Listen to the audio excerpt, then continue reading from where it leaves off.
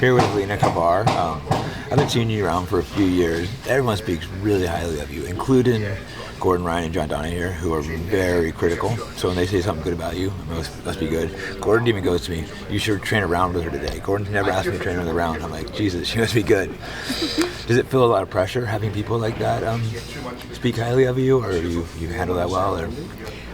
It doesn't give pressure, to me it's like I'm very grateful to be part of like the best team in the world and train with so many amazing training partners every day.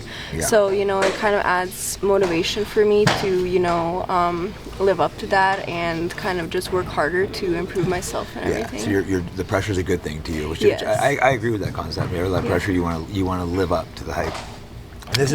I love training here. I've only been training like twice a week, doing podcast stuff. But as soon as I walk in the door, I'm like, I get lit up around just the insane level. Like, I learned so much watching you go. I already have a good kipping escape. I learned so much with Gordon today. I'm just like, wow, he just learned an angle with the arm strapped, how to get out of that. Because that's like one of my worst positions. When I never give someone there, but if you give someone an arm strap, like the stuff Gordon comes up with is just like, him and John and Gary are just unreal coaches. And you have three of the best coaches. That must be pretty pretty blessed to have that. Yeah, and definitely like getting to roll like almost weekly with Gary, and also with Gordon when he's training, kind of get to roll with him often, as well as Giancarlo. I've had a chance to roll with Luke sometimes. These are big guys, but they're probably good at not like bullying you. Let's say Gordon's like, she's good enough to roll with, and Gordon's actually great at not like using his weight and stuff. Yeah, so definitely like even though they're like much bigger than me in size, like they always give a good round to me that it's enough like pressure that I get a good round, but like not to like beat me up. They know exactly how to push you. Yeah, no, you're so fortunate to have such great coaches. How old were you when you started training?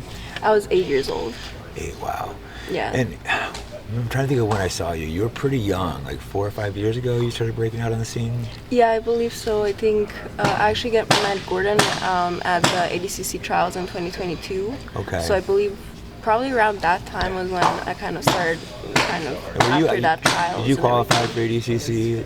Yes. At 16? At 17. But that's insanely impressive. People don't know. Like, this is like the Olympics of grappling. Did you go there at 17? And, yes. Yeah, I don't know. Just a couple more questions, not too many, but it's just like, how are you liking having a new facility with John having their own gym? I know it's a little ways out of Austin, but does it feel pretty nice to them to have actually finally their own space?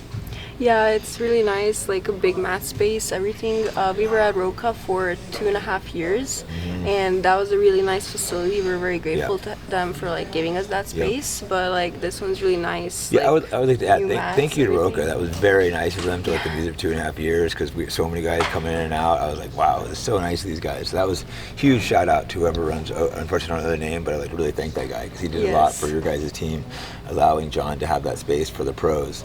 Yeah. And John's insane, bro. He teaches he's already rich, and he teaches all day long, like white belts. I thought he was just dropped teaching the pros, but he does pro classes twice a day. We're at a pro only class, and he teaches 2 or 3 classes to regular people, plus his DVDs, watches tapes. Yes. He's just the most dedicated man, and like, you really have to thank guys like that for helping evolve the sport. And thanks for the interview. Any last words you want to add? Yeah, like thank you for the interview, like, and definitely I'm grateful like to John, Gordon, and Gary and the whole team, like for always helping me improve, and definitely like John is like one of the masterminds of the sport and like so dedicated. True genius. I don't think Gordon gets enough credit either. I was talking to like a genius guy, and he goes, Gordon has a far above genius IQ. This guy's like an IQ guy. I'm like, really? He's like, absolutely. But then I thought about it, watching his puzzle solving. He's like, look at this stuff. You think a dumb guy, like we're watching Jiu-Jitsu tapes, like this is clearly an absolute genius. He just doesn't speak like John, so people don't realize it. I'm like, wow, that's an interesting point. Yes. Hey guys, if you're opposed to genocide and support free speech, go to fightbackpodcast.com and buy yourself some cool shirts. As many of you guys know, I run a free speech podcast. That comes as a price. It's being demonetized everywhere. So one way to support the podcast is to buy your books from AntelopeHillPublishing.com. Today's selection is The Trans Industrial Complex. This book covers the money-making machine of the trans industries and shows it's not to help people, but to make money and get rich. So again, if you want to support the podcast, go to AntelopeHillPublishing.com and be sure to use promo code FIGHTBACK. That'll save you money and support me. Thank you. You're the youngest person to take silver at ADCC at 17 years old. Extremely impressive. I know you have a ton of other tournaments you've won as well in super matches. What's some other things you've won? I was also the first women's division heel hook at ADCC. So last year I had 2 of those accomplishments, youngest finalist and first heel hook in the women's division. I'm 4-0 at Who's Number 1. I hold the 145-pound title. I also hold the 70 kg title at Polaris, and also have 3-0 at UFC. I saw you fight in the UFC shows. That's where I saw you fight. And this is when you were like 15, 16. These are like the best women in the world you're beating. So. Yeah, and then also like I have had over 300, I think around 310 fights so far in my career, and 305 wins, so only 5 losses out of those. And out of those 300, I think have like a 70-80% submission rate. Wow, that's like close to like Gordon Ryan. That's insane. Yeah. People don't follow Jiu-Jitsu. That submission rate is absolutely insane, because the highest level people, submission rates are usually pretty low. Yes. What's your favorite submissions? Favorite submissions, the last couple of years I have been focusing a lot on leg locks, but I feel like rear naked chokes have always been a part of my game. I love taking the back, and since January I have been focusing a lot on getting on top, taking the back, or mounting, and kind of over time with pressure, finishing them from switching top. The game to more of like leg lock, trick game to a dominant pass back. Guys like when we train with Gordon Ryan, the best back guy to ever exist. So it kind of makes sense.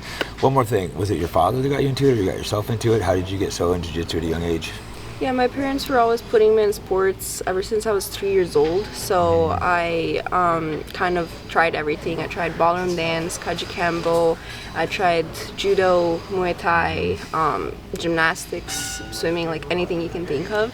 But when I was 8, my parents actually put me in a strength conditioning class, and I liked kind of always wrestling when I was little, like with friends or whatever, and the strength conditioning class had jiu-jitsu classes as well, so I tried those. My first class was actually no-gi, and I really liked it, and I just continued from there. Nice. Do you have a preference of gi versus no-gi, or do you like both? Yeah, so I definitely like to compete more in no-gi, but after that first no-gi class, I only trained gi for the first 5 years maybe.